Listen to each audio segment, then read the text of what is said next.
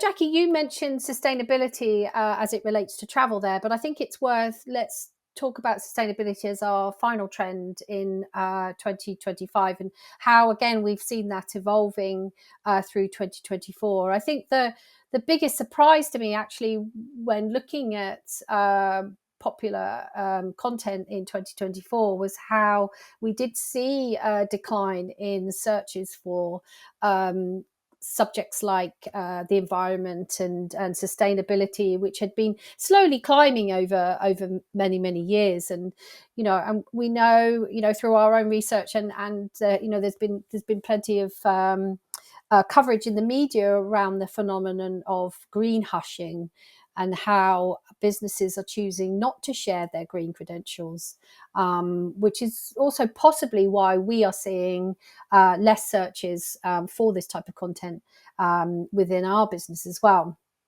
But I mean, I say that it's still in our top 25 search terms. We've just seen a shift in kind of what's being focused in on. So we're seeing a shift more towards energy transition, conservation, or even something like the alternative energy sources such as hydrogen, which we haven't seen so much in the past. But I think one of the interesting trends that's starting to re-emerge, because we had seen this in the past and now we're starting to see it again, is that we are seeing much more conceptual imagery around the environment and sustainability starting to kind of rise to the top in terms of popularity. Kate, I'm going to go to you because I know you've seen this specifically in APAC as well. Yeah, and it's interesting. It is exactly the same. But what I like you, it's such a surprise when we look at the research that we carried out through the surveying the consumers, particularly in Asia Pacific.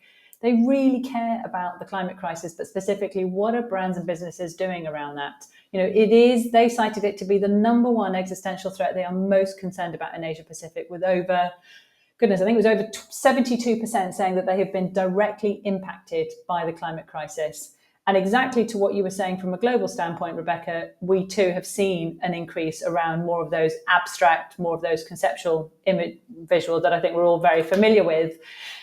And I think, again, it is partly driven by that phenomenon of green hushing, where I'd say that many brands are also trying to keep their visual messaging quite broad and quite abstract to avoid that potential criticism. And I don't want to be too much of a spoiler, but we are going to be releasing our sustainability report very soon, which talks to insights around sustainability. But we definitely are going to start to see more honesty in the visuals that we're showing when it comes to sustainability. And that's not just about the subject matter, but also the tone, as well as some of the different visual perspectives, in order to get that much more authentic and, crucially, more honest view.